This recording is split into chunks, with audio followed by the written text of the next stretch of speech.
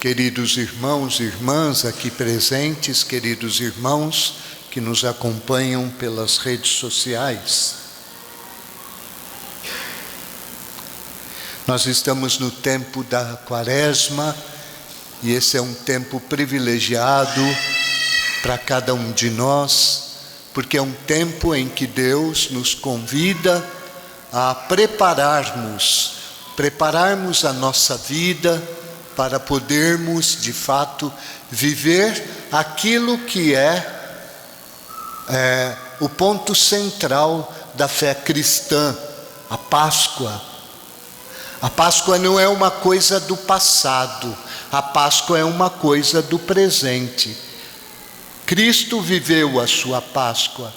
Cada um de nós que estamos aqui devemos também ser atingidos por este mistério que é grandioso e, sobretudo, na vida do cristão. É de Páscoa em Páscoa que nós, de verdade, vamos, de fato, experimentando o amor de Deus na nossa vida. E esse domingo, segundo domingo da Quaresma, sempre é marcado por esta manifestação de Deus através da transfiguração. E é impressionante, porque isto é um mistério que também deve acontecer na nossa vida. E é por isso que Deus nos reúne aqui, nos tira da nossa casa, nos tira da nossa vida e nos traz a este local. Assim como Jesus fez com Pedro, Tiago e João. Pegou eles e subiu numa alta montanha. Subir na alta montanha significa o quê? Subir para encontrar a manifestação de Deus. A alta montanha, a montanha é onde Deus se manifesta. Por isso que Deus também nos chamou a cada um de nós e nos traz aqui na sua igreja. Aqui é o Monte Tabor, né? E aqui ele se manifesta. Aqui ele revela todo o seu esplendor, toda a sua glória.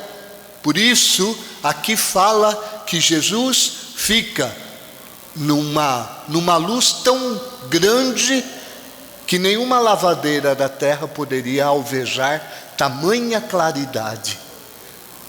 O que é esta luz? O que é este brilho? É a palavra. Cristo é a palavra. E Ele se manifesta aqui justamente para iluminar as nossas vidas. Ele é a luz. Só Ele é a luz. Só nele existe a vida. Só nele. Por isso, irmãos, Deus nos traz aqui e revela a sua palavra a cada um de nós, para que também, iluminados por esta luz, nós também possamos viver a fé concretamente, né?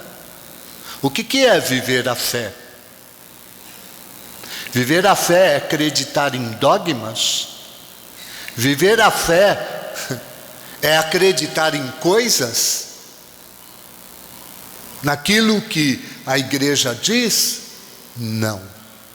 Viver a fé é ter uma experiência com o Senhor na tua vida, ter o encontro de Cristo. Só tem a fé quem tem esse encontro com Cristo. E é interessante porque na liturgia de hoje é colocado para nós um exemplo, um sinal: Abraão. Por isso que Abraão, irmãos, é chamado o pai da fé. E isso é muito importante para cada um de nós. Muitas vezes nós pensamos que nós temos fé, porém, quando Deus, na verdade, age na nossa vida, muitas vezes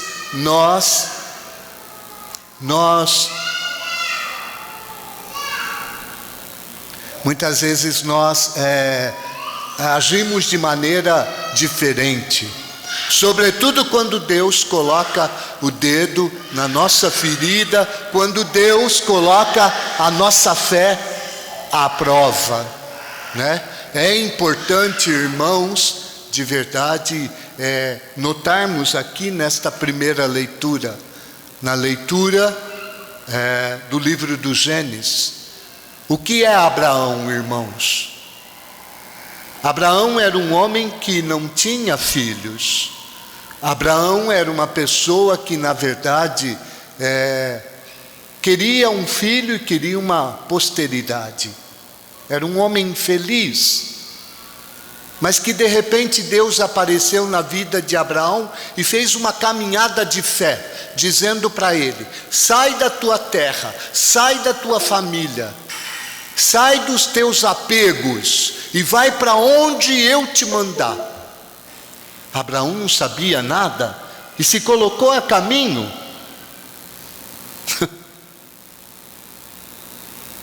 Muitas vezes Deus age assim. Deus age na nossa vida não colocando coisas para nós, irmãos, mas na verdade nos chamando a uma caminhada de fé, a uma caminhada cristã, nos chamando a nos desinstalar, sair dos nossos esquemas e nos deixar conduzir. Durante muito tempo Deus caminhou com Abraão e lá na frente Deus deu filho para Abraão. Quando Abraão viu o filho, viu a obra que Deus fez na vida dele, Abraão ria porque ele viu o dia do Senhor. Como que pode, de um velho, de uma pessoa que já não tinha nenhuma possibilidade de ter um filho, e sobretudo de uma mulher estéril, que era Sara, de um ventre seco, incapaz de ter a vida, produzir a vida? Por isso Abraão viu o dia do Senhor, viu a glória do Senhor.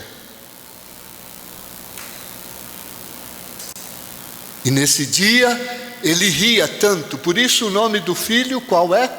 Isaac, o filho do riso, porque Isaac trouxe a alegria e o cumprimento da promessa de Deus na vida de Abraão. Mas acabou? Não. A liturgia de hoje mostra que Abraão se apegou ao seu filho, amava tanto esse filho, que esperou tanto tempo e amou esse filho. E de repente Deus coloca Abraão à prova e exige de Abraão uma prova. Abraão, pega o teu filho que você tanto ama, sobe na montanha e sacrifica ele para mim. Irmãos, é muito interessante essas atitudes. Por que Abraão é chamado o pai da fé? Porque Abraão não questionou Deus. Abraão não perguntou para Deus: mas como o Senhor me dá este filho e depois me toma este filho? Que diferença da nossa fé. Quantas vezes Deus permite certos acontecimentos na nossa vida que nós não gostamos, e quantas vezes nós questionamos a Deus: mas por que o Senhor permite isto? Por que fazemos isto? Porque nos falta a fé. Abraão não teve dúvida, pegou o filho e subiu a montanha com a lenha, com o cutelo, e ainda o filho Isaac pergunta: pai, posso te perguntar uma coisa? Fala, filho. Aqui nós temos a lenha e o cutelo, mas cadê o sacrifício? E Abraão diz: Deus proverá. E quando sobe a montanha, amarra o menino, põe a lenha em cima do altar, e quando ele vai sacrificar o filho, Deus diz: para, Abraão, para, não precisa sacrificar o teu filho. E Deus então lhe dá uma ovelha que está ali, um cordeiro, que ficou engarranchado no arbusto. E ele sacrifica o filho. E Deus então abençoa Abraão. Irmãos, esta palavra é muito rica para cada um de nós. Porque esta palavra fala que Deus quer nos abençoar. Mas para que Deus possa nos abençoar, nós precisamos fazer uma coisa: obedecer. A obediência não é um pulo no escuro. Abraão não pulou no escuro. Por que Abraão não hesitou em matar o seu filho para Deus? Porque Abraão tinha uma certeza: se Deus é capaz do útero de uma mulher que é incapaz de ter filho, do útero seco, Ele pôde trazer a vida, pôde gerar uma vida do sacrifício do seu filho. Deus poderia ressuscitar o seu filho. Por isso não teve dúvida. É esta fé que o Senhor nos pede. É esta fé que o Senhor quer que nós tenhamos. Por isso, quando Jesus subiu a montanha e levou Pedro, Tiago e João, por que esses três? Porque esses três seriam também importantes para a sua fé seria aprovada na hora da cruz. A cruz, irmãos, nos escandaliza. A cruz significa o quê? O sofrimento, a renúncia, a morte. Quantas vezes a morte atinge a nossa vida e nos dá medo? Por isso Deus quer preparar a cada um de nós, assim como preparou Pedro, Tiago e João, e manifestou a sua glória. E nessa manifestação,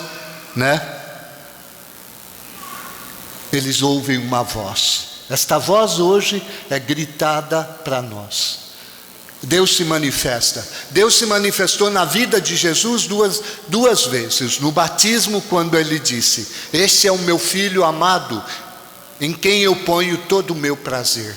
E agora no Monte Tabor, na transfiguração, o Pai fala: este é o meu filho amado, escutai-o. O que significa escutar? Não é simplesmente ouvir. Escutar significa caminhar com Ele, ir para onde Ele for, nos deixar conduzir, porque Ele sabe o caminho da vida. Eu não sei, vocês também não sabem. Pedro é sempre impulsivo. Pedro fala, mas não sabe o que está falando. Muitas vezes é igual a nossa fé. A nossa fé muitas vezes nós queremos amar o Senhor, mas quando chega no momento H, a gente corre. Ai, Senhor, que bom estar aqui. Vamos fazer 3 tendas. Uma para ti, uma para Moisés e uma para Elias. Pedro quer se instalar. Ver a glória de Deus é bom, irmãos. Mas não existe glória sem cruz, sem renúncia, sem sacrifício. Abraão. Por isso, nesta quaresma, esta palavra, ela quer nos ajudar. Qual é o teu Isaac hoje? Nessa quaresma, qual é o teu Isaac que Deus te pede para sacrificar, para confiar nele? É importante isto para a nossa vida. Por isso esta palavra hoje é um ensinamento para cada um de nós. Por isso que São Paulo, irmãos, fala uma coisa impressionante.